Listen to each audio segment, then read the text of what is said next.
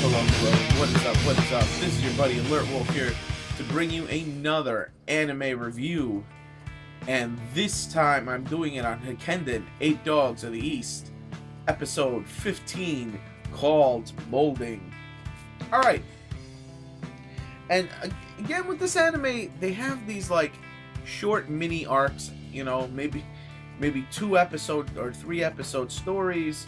And they're all short, and this is pretty much how they tell their whole story. I mean, when you put it together, it's one long story, but really, it's just a couple of shorter story adventures. So, this is Daikaku. I think I pronounced that right. Daikaku's house. Daikaku's story and his art. We find out that the cat deity, the cats that live there, one of them, basically Daikaku's cat, had been trying to protect them since a horrible event happened. And what's this horrible event? So Daikaku finally remembers, and basically the horrible event was, you know, we learned in the last episode that he was adopted and taken in by the curator of that house, you know, the doll maker, and that he's, you know, he was raised as his son, he loved his father, and, you know, on that side, his adopted father loved him, and he taught him the craft. But once his adopted father passed away, so he's not missing, he died. His real father came back, and his real father is a degenerate lowlife, and he basically tells him to go to hell, you know, for the most part. Get out of here, I don't want to see you, you're not entitled to any doll. When that happens, his father gets angry at him and stabs him in the back, quite literally, and goes to steal some dolls and walk away. And as he's dying, he wishes he didn't want to die. And then we find out what I suspected. Obviously, he's one of the 8 dogs. He gets the gratitude jewel. Now, Shino and the cat deity we were talking, he was using the cherry blossom trees to create a barrier. Shino destroys that barrier because in the end, the trees were overtaxed and they were dying.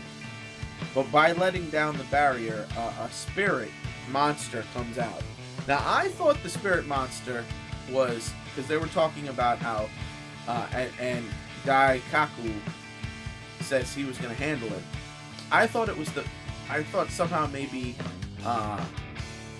because when they said it was his father, I thought maybe it was the father that killed him, maybe he somehow got cursed. But no, it's his father who died. And he's become a specter because, you know, his dolls were stolen, and his son was, you know, hurt basically. And Daikaku tried to handle the situation, and for a second, I thought I was gonna get to see him utilize his powers, so whatever they may be. And I was curious to see that, you know. But instead, he was just allowing himself to be absorbed. Shino goes to him, and before he can make it, the cat intervenes and sacrifices himself by destroying the spirit. And the next day goes around. We get Daikaku's a little depressed that his cat died, and the reason why his cat was doing all this was because he named him. Even though last episode he couldn't remember his name, this episode he does and calls him by his name, and that's why this cat has done all that. And you know, there was even a comment from that cat guy. Like, yeah, you know, surprisingly, house or pet cats are surprisingly very loyal to their owners. And there you go. So now that everything has been settled, he has his full memories back. He goes to work on trying to finish the dolls. Meanwhile, back at their home, basically, the old man head of the church guy, he starts to get a little antsy and wondering what's going on with him. So he sends Wolf Boy there and his giant wolf to go collect Shino, and he's Shino's guardian. So he goes to collect Shino and to see what the hell is going on with these dolls. And he goes up there, and they end up talking. He shows him the doll of the princess who killed him, and he basically puts Shino to sleep and seals his memory once again, because it's better if he doesn't know right now. But so we have the confirmation. She's definitely the princess, and she's bad. So, and that's an important, very important story, though. So when, this makes Shino sleepy, so he carries him back. And when Daikaku, yeah, when he sees this, he gets inspired, and he puts their faces on the dolls, the mother-child doll. And basically they go back home. Before they go back home, he mentions that he's considering moving out there so his little sister can go to school. And of course, because it's the gathering of the 8 dogs of the East, and Ginpachi or whatever says that he can put him up. Sorry about that, it's something in my eye. He can put him up he'll talk to the inn owner, and basically there you go.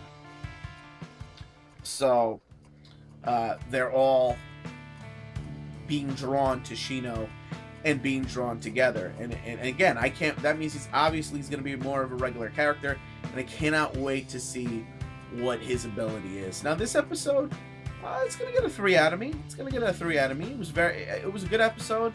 The story went along pretty smooth. The pacing was good. The action and the melodrama was good. The animation always looks great. So yeah, that's and we got important story revelations, more nuggets of information that are adding up to a complete story. So another piece of the puzzle revealed. And yeah. So again, 3 out of 5. Definitely enjoying the series.